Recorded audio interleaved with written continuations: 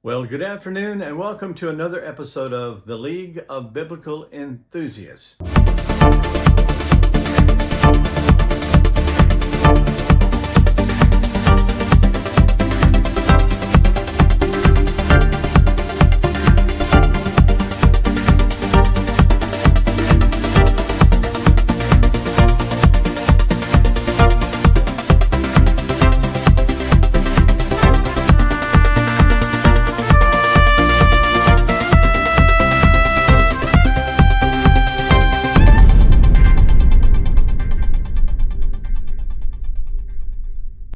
Let's briefly review last week's episode on the Sisters of Sinai.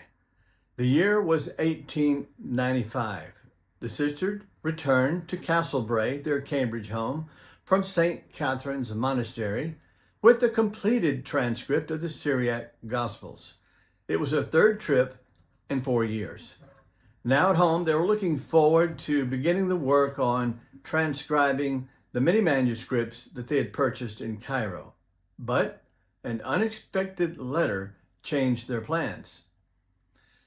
This letter informed them of a new batch of ancient manuscripts being leaked onto the antiquities market in Cairo. And so, like moths attracted to light, this must require further inspection, and so they set out again for Cairo in early 1896, less than 9 months from their last visit. They found out that, in fact, the letter had very good intel. And they bought up many manuscripts, both in Cairo and Jerusalem, including Hebrew fragments and a large, important Hebrew Pentateuch. Their trove now numbered some 2,000 manuscripts, mostly fragmentary. And they returned home again in late spring of 1896, where Margaret began to study the Hebrew fragments. But she needed assistance on the non-biblical ones and turned to her trusted scholar friend, Solom Schechter, who was the Cambridge Rabbinics reader in Rabbinics and was curious about all things Hebrew. The sisters invited Schechter to their home in May, and he eagerly inspected the various manuscripts and found a dirty scrap that interested him, and so he asked if he might take it home with him that night for further study. They were more than happy to let him do this, and upon further scrutiny, he determined that in fact that fragment was a section of the Hebrew scriptures known to Christians as Ecclesiasticus, but to the Jews as the Wisdom of Ben Sirach. And within the hour, he drafted a letter that said, "Dear Mrs. Lewis, I think we have reason to congratulate ourselves, for the piece fragment I took with me represents a piece of the original Hebrew of Ecclesiasticus. It is the first time such a thing was discovered. Please do not speak yet about the matter till tomorrow. I will come to you tomorrow about 11 p.m., he meant a.m., and talk over the matter with you about how to make the matter known. In haste and great excitement, yours sincerely, S. Schechter." Now, Ben Sirach was one of the 14 books in the Greek Apocrypha that was up to now, known only in Greek, Latin, and Syriac. Many scholars, like David Margoliouth, Schechter's rival scholar at Oxford, believed it was originally composed in Greek, but Schechter was convinced that there was a Hebrew original, and he held part of it in his hands. The sisters were confident of Schechter's opinion, and upon his advice, they advertised the find in 2 noteworthy publications, the Athenaeum and the Academy. The notice was published on May 6, 1896, and immediately stirred up scholarly interest. Within days, Oxford scholars had scoured their libraries and reported they had found another 9 leaves of the same Ben Sirach manuscript that had been recently brought from Egypt by Archibald Sayce, a part-time professor of Assyriology. Schechter sensed that this was more than just coincidence, and he believed someone was releasing leaves of a copy of Ben Sirach onto the open market in Cairo. He also had a hunch where that manuscript and many others might be held. So he made secret plans to visit Cairo as soon as possible. He invited the twins, but unfortunately Agnes was confined to bed with an illness and they could not make the trip with him. He left Cambridge in December 1896, as soon as the fall term had ended. It was financially sponsored by Charles Taylor, master of St. John's College in Cambridge. He arrived in Cairo with a letter of introduction from the chief rabbi of London, Hermann Adler, addressed to the chief rabbi of Cairo, Aaron Raphael ben Shimon. Schechter spent days forging a friendship with the rabbi and eventually was escorted to the oldest synagogue in Cairo, which was in the Fustat section of the old city. They arrived at the Ben Ezra Synagogue. No one knew what treasures they would soon see. So now we're caught up with today's episode. But before moving on, let's pause for a moment and talk about the man Solom Schechter. Who was he? What is his story? Where was he born and educated? What was the course of his life, and what contributions did he make to the field of biblical scholarship? To that we now turn. An overall summary of his life would read something like this. Solom Schechter was a Moldavian-born American rabbi. Moldavia is now Romania. Academic scholar and educator, most famous for his roles in bringing to light the contents of the Cairo Geniza, founder and president of the United Synagogue of America, president of the Jewish Theological Seminary of America in New York City, and architect of American conservative Judaism. Now let's drill down a little bit. He was born in Foscani, Moldavia, again, now Romania, to Rabbi Yitzchak Hakein, to a family devoted to Chabad Hasidim, which is a highly observant Orthodox sect following traditional Jewish law rigorously. Reportedly, he learned Hebrew at 3 years of age. He went to a yeshiva at age 10, and at age 13 studied with one of the major Talmudic scholars, Rabbi Joseph Saul Nathanson. At 24, he went to the Rabbinical College in Vienna, where he studied under the more modern Talmudic scholar Meyer Friedman. Before moving on, then in 1879, he undertook further studies at the Berlin Higher Institute for Jewish Studies. In 1882, he was invited to London to be the private rabbinic tutor of Claude Montefiore, who was known as the founder of British liberal Judaism. In 1890, he was appointed to the faculty at Cambridge University, serving as lecturer in Talmudics and reader in Rabbinics. In 1893, he traveled to Italy to analyze Hebrew manuscripts in major Italian libraries. In 1896, the focus of this episode, he made his mark with the Cairo Geniza and treasure trove of manuscripts to which we will soon return. In 1899, he became professor of Hebrew at University College London, and in 1900 became curator of the Oriental Department of Cambridge University Library. In 1902, he moved to New York City, became president of the Jewish Theological Seminary, where he served until his death in 1915. So, as you can see, he had quite a storied career as an academic, an educator, a scholar of Hebrew and Rabbinic studies, which is why the Sisters of Sinai sought his help with their newly found Hebrew manuscripts that they had brought back from Cairo and Jerusalem. Now, back to 1896, where Schechter is in Cairo, standing before the Ben Ezra Synagogue, Cairo's oldest synagogue. Schechter later wrote about how he built a friendship with the chief rabbi of Cairo. He said, "I flirted with him for hours, and am taking Arabic lessons 3 times a week."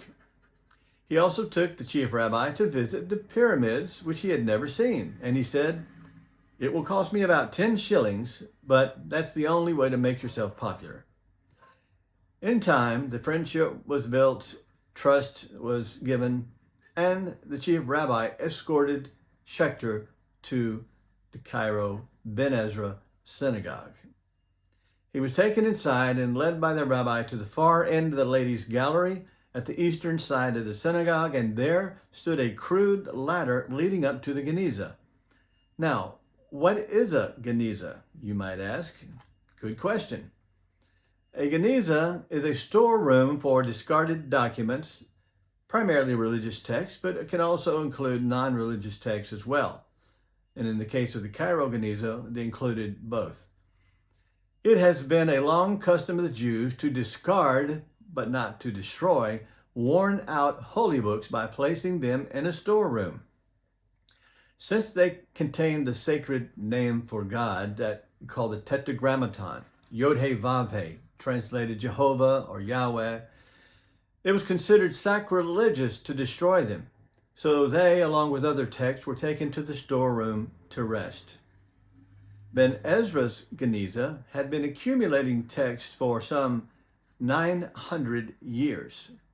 Of course, others were aware of this Geniza, so Schechter didn't discover it, but he was the first to collect and systematically analyze the trove on an academic level and allow the scholarly world access and contribute to the understanding of all that it revealed about Jewish history and traditions.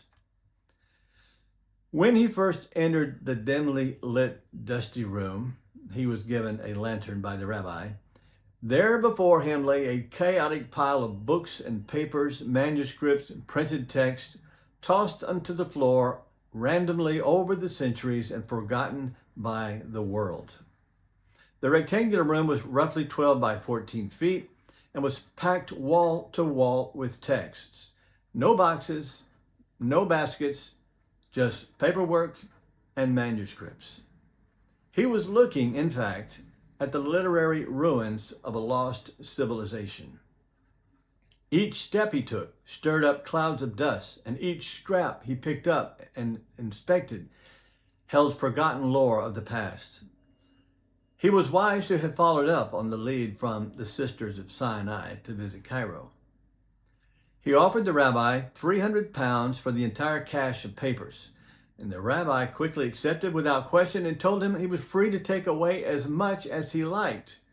And Schechter later reminisced, "I liked it all." The dust stirred up by the movement of the manuscripts was choking, and it took a toll on his health. So Schechter hired locals to assist him with sorting through the documents. Then followed weeks of tedious inspecting, sorting, arranging, decisions about what to keep, what to leave. And the hoard was packed into huge sacks that increased day by day until by the end of January, there were 30 sacks filled to the brim. Now, during all of this, the Sisters of Sinai are not to be forgotten. Agnes learned of Schechter's success at the Geniza through his letters to his wife Mathilde.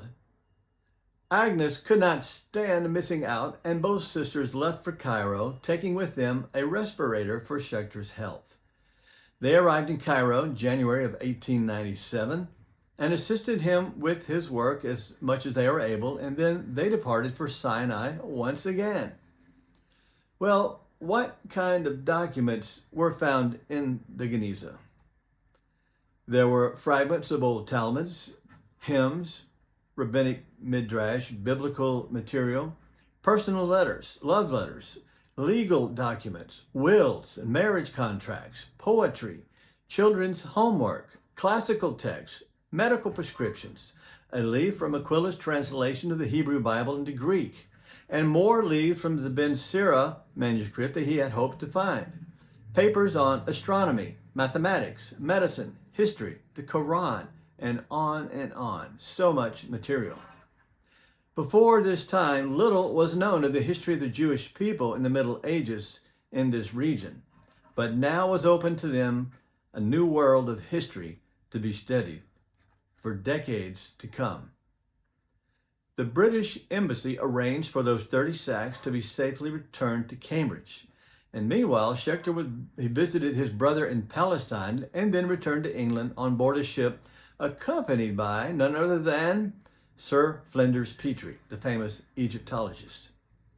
The manuscripts were deposited in an upper room at the Cambridge University Library, where for several years Schechter devoted himself to their study. He personally sifted and classified the 100,000 fragments or so, carefully placing them into various boxes that he had labeled Bible, Talmud, history, literature, philosophy, rabbinics, and theology. The collection still exists officially as the Taylor Schechter Cairo Geniza collection at Cambridge University Library, and it's the world's largest and most important single collection of medieval Jewish manuscripts. The manuscripts are dispersed into many institutions throughout the world.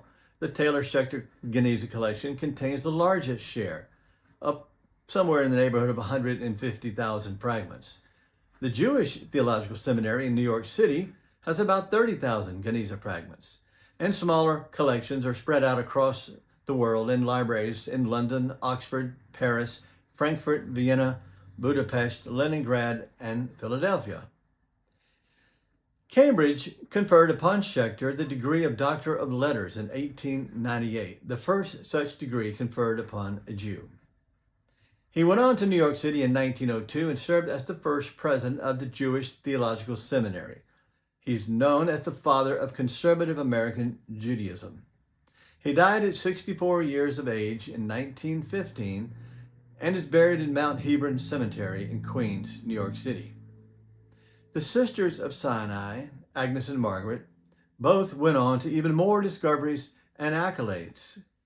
Though the University of Cambridge never honored them with degrees, they received honorary degrees from the universities of Halle, Heidelberg, Dublin, and St. Andrews.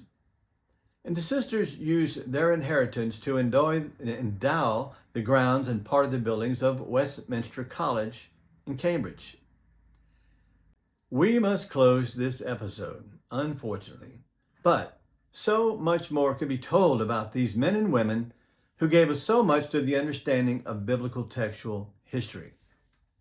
The Sisters of Sinai and Solom Schechter shared a love for many things: the Bible, ancient languages, ancient manuscripts, travel, education, and an academic study of the Bible. So it comes as no surprise that both Westminster College, founded by the sisters, and the Jewish Theological Seminary, which Schechter revived, share the same symbol of their faith, the burning bush. The burning bush symbolized to both God's light, His word, is eternal. Hence, there's no coincidence that both institutions have that symbol over their entrance with the words, "And the bush was not consumed." Well, we hope you've enjoyed this episode of the League of Biblical Enthusiasts. Please, if you do, like, subscribe, and share with your friends.